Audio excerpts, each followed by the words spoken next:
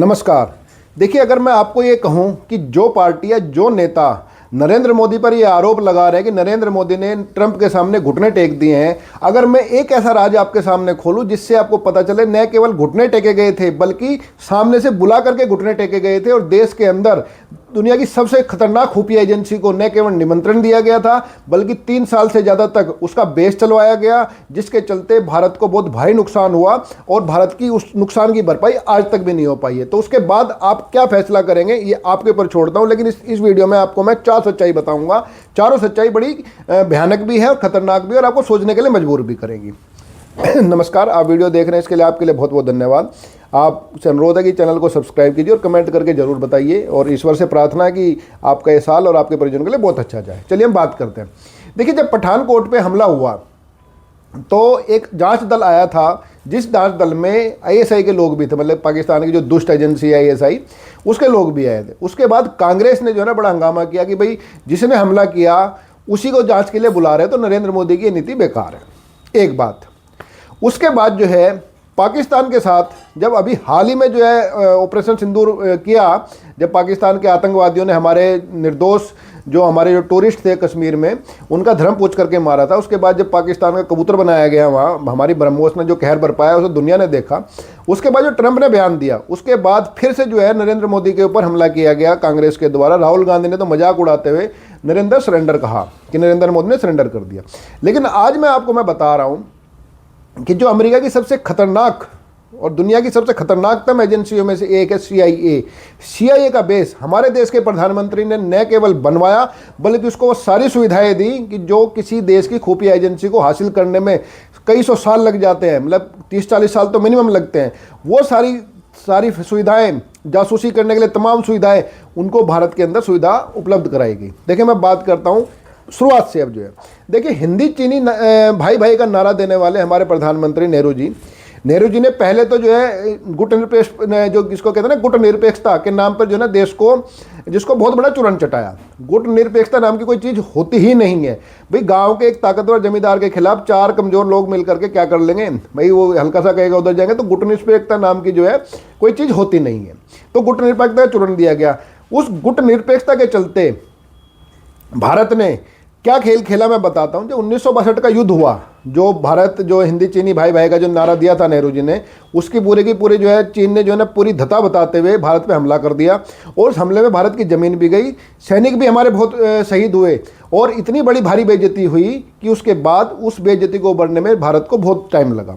उस बेइज्जती के बाद जब नेहरू को लगा कि उसकी जो अंतर्राष्ट्रीय छवि है, जो उन्होंने इतनी बड़ी छवि बनाई थी कि मैं हूँ शेरवानी पहन के इतना बड़ा नेता हूँ, तो उनकी जो छवि पर जब धक्का लगा तो उन्होंने देश इतना सोचते हुए उन्होंने एक ऐसा फैसला लिया कि सीआईए को देश के अंदर जासूसी का बेस बनाने दिया जाए। आप सुन रहे हैं, मतलब कि सीआईए को जिस अमेरिका के खिलाफ कांग्रेस हमेशा कहती है कि हमने ये कर दिया था और हमने वो कर दिया था, उसी अमेरिका को नेहरू ने भारत के अंदर सीआईए का बेस बनाने के लिए कहा 62 के युद्ध के बाद।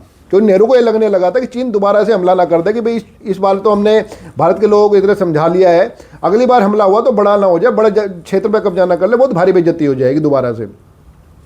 तो चीन के खिलाफ मदद लेने के लिए रूस की तरफ नहीं गया नेहरू जी गए अमेरिका की तरफ और अमेरिका से कहा कि भाई हमारा बेस बनवा लो, अपना तुम यहाँ से जांच करो, अमेरिका पे जो है ध्यान रखो अपना, और जो चीन के ऊपर ध्यान रखो। तो उसके लिए प्रॉपर बेस बनाया गया उड़ीसा के चारपटिया क्षेत्र में।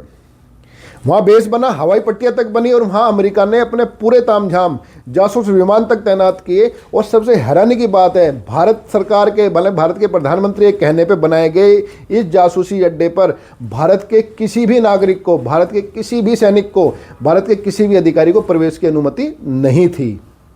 अब देखिए क्या खेल था कि भारत की ज़मीन पर बना, प्रधानमंत्री ने बनवाया, रिक्वेस्ट करके बनवाया चीन पे निगाह रखने के लिए, लेकिन उसके अंदर भारत के किसी भी नागरिक की, किसी भी अधिकारी की प्रवेश की इजाज़त नहीं थी।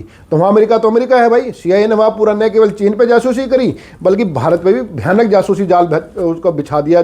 अमेरिका ने पूरे देश भर में हर जगह उनके अपने आदमी होगी, जब उनका बेस ही चल रहा है और वो भी सरकार की अनुमति से चल रहा है, तो उनके हौसले कई गुना बड़े हो गए। और सीआईए जैसी एजेंसी को अगर ये मौका मिल जाए तो क्या काम करेगी, दुनिया देख ही रही है। भाई वेनेजुएला से लेकर के जो है बांग्लादेश, ईरान, जो सीआई खेल खेलती है उसका नज़ारा हमने देख लिया। तो सीआई को अगर कोई सरकार खुद बुला करके जासूसी करने दे तो उन्हें क्या खेल खेले होंगे अंदाज़ा लगाइए। खैर वो बेस बना, चीन पे जासूसी भी हुई, लेकिन उस जासूसी का फ़ायदा भारत को नहीं मिला बल्कि भारत को नुकसान हुआ क्या कि चीन ने जो U-2 के जो जासूसी विमान थे उनको देख लिया, जो 63 में 64 में उड़ान भर रहे थे। तो चीन ने खेल खेला कि भाई अमेरिका को यहाँ से भगाना है, कि भारत तो भगाएगा नहीं, कि भारत तो बुला ही लिया। तो चीन ये समझ गया कि भारत भले अपना नुकसान भी कर रहा है लेकिन अपने नुकसान के साथ हमारा नुकसान भी इसमें होगा। तो चीन ने क्या किया कि 65 में पाकिस्तान को भड़का दिया, कह दिया कि भाई भारत तो जो है अभी युद्ध लड़के हमसे युद्ध हारा है, उनके पास ना हथियार है ना पैसे हैं, और उनका मनोबल वैसे ही टूटा हुआ कि भी हमने तो अभी हराया ही है उनको, और ना कि वहाँ के नेतृत्व में इतनी बड़ी हिम्मत है कि वो दोबारा फैसला कर पाए। तो पाकिस्तान को भड़काया कि भाई आप भारत पे हमला करो, भारत कमज़ोर है हर स्थिति में, और आप जो है ना कश्मीर पे कब्जा लो। और उस समय भारत में अकाल भी पड़ा था, आर्थिक हालत भी ठीक नहीं थी हमारी। तो पाकिस्तान ने चीन के भड़कावे में आकर भारत पे हमला कर दिया। अब इस हमले के बाद हुआ क्या, क्योंकि देखिए चीन और रूस दोनों कम्युनिस्ट देश हैं और चीन उस हमले में खुल करके पाकिस्तान की मदद कर रहा था। अब अमेरिका के सामने स्थिति ये हो गई, अगर उस टाइम भारत को कमज़ोर पड़ने देता, पाकिस्तान की मदद नहीं करता, तो पाकिस्तान पूरी तरह से जाकर के चीन की गोदी में बैठ जाता। तो लेकिन पाकिस्तान उस समय जरूरी था अमेरिका के लिए, तो उसने भारत की तरफ मदद ना करके 65 के युद्ध में अमेरिका ने पाकिस्तान की मदद की। अब पाकिस्तान की मदद की जैसे ही बात हुई, अब सरकार के सामने बड़ी विकट स्थिति हो गई, कांग्रेस सरकार के सामने। तो उन्होंने फैसला किया भाई अब इनका तामझाम बंद करो, क्योंकि जिस देश ने जासूसी करते हमें कोई जानकारी दी नहीं, पाकिस्तान की जानकारी हमें नहीं दी कि हमला करने वाला है, चीन के कहने पे कर रहा है, तो इसका मतलब अमेरिका को जानकारी तो थी, लेकिन अमेरिका की जानकारी छुपा गया। लेकिन क्योंकि वो कम्युनिस्ट के चक्कर में पाकिस्तान को चीन की गोदी में नहीं बैठने देना चाह रहे थे, तो पाकिस्तान की मदद की। अब मजबूरी में जो है फिर रूस भारत की तरफ आया, क्योंकि भारत को भी कोई तो सहारा चाहिए था। मैंने पहले बताया गुटनिरपेक्षता नाम की कोई चीज़ होती नहीं है। तो उसके बाद भारत सरकार ने कहा भाई अपना तुम तामझाम बंद कर लो। तो अमेरिका ने तामझाम तो बंद कर लिया आधिकारिक रूप से, लेकिन उनके कलकत्ता में और दिल्ली में उनके एजेंट्स और एसेट्स काम करते रहे। और उनका नुकसान भारत को ये हुआ कि जब भारत अपना पहला परमाणु परीक्षण करने जा रहा था, जो हमारे होमी जहांगीर बाबा हैं, क्योंकि उस टाइम सीआईए ने बेस चलाते हुए इतना नेटवर्क मजबूत कर दिया था अपना कि हमारे हर संस्थान में अपने आदमी घुसा दिए थे उन्होंने। उनको पता चल गया कि भाई भारत परमाणु परीक्षण करने जा रहा है, परमाणु बम बनाएगा। तो जो हमारे परमाणु कार्यक्रम के जनक थे होमी जहांगीर बाबा, उनकी एक प्लेन क्रैश में, जिस प्लेन से वो बाहर जा रहे थे विदेश में, उसी में ब्लास्ट करवा दिया। और ये बात खुद अमेरिका के जो उसके सीआईए के एजेंट ने स्वीकार की है। तो इन सारी घटनाओं को देखते हुए अब ये आपको देखना है कि कितना और कितना कौन किसके सामने झुका, किसने देश के ज़्यादा देश की सुरक्षा से, देश के आर्थिक हितों से समझौते किए। क्योंकि केवल होमी जहांगीर बाबा ही नहीं, उसके बाद कई और घटनाएं ऐसी हुई जिससे पता चलता है कि सीआईए ने हमारे देश के अंदर कितनी गहरी पैठ बनाई थी इसकी। और एक और आदमी बता दो, रविंदर कुमार उस आदमी का नाम है। रविंदर कुमार भारतीय एजेंसी में काम करते हुए रो का एजेंट था वैसे रविंदर कुमार, लेकिन इस रविंदर कुमार को सीआईए ने डबल एजेंट बना दिया। और जब ये पकड़ा गया, एक पिक्चर भी बनी है इस पर रविंदर कुमार पे, बड़ी हिट पिक्चर है, वो पिक्चर भी बनी है। इस रविंदर कुमार को मात्र 8 घंटे के अंदर, जब सीए जो रोज है उसको पकड़ने के लिए दिल्ली में उसने जाल बिछाया उस रविंदर कुमार को पकड़ने के लिए, इसी सीआईए ने 8 घंटे के अंदर उस रविंदर कुमार को यहाँ से पहले भारत से नेपाल और नेपाल से अमेरिका भेज दिया और भारत हाथ मलता रह गया। तो सीआईए देखिए कितनी खतरनाक है। और इतनी खतरनाक एजेंसी को कोई सरकार खुद कहते भाई हमारे यहाँ जासूसी कर लो तुम आकर के, और वो जासूसी अड्डा बना ले, वहाँ से टोही विमान उड़ाए, तो भारत में उनको कितना नेटवर्क होगा जो आज तक भुगत रहा है देश इस चीज़ को। तो फैसला अब आपको करना है कि किसके आरोप में दम है और किसने वाकई में देश की सुरक्षा से समझौता किया, और समझौता किया तो किया, उस समझौते की बात सार्वजनिक क्यों नहीं की। क्योंकि ये सारी बातें अब अमेरिका ने खुद स्वीकार की है। एक फाइल उनकी आई है अभी, जो क्लासिफाइड डॉक्यूमेंट होते हैं अमेरिका में, एक समय के बाद कर देते हैं।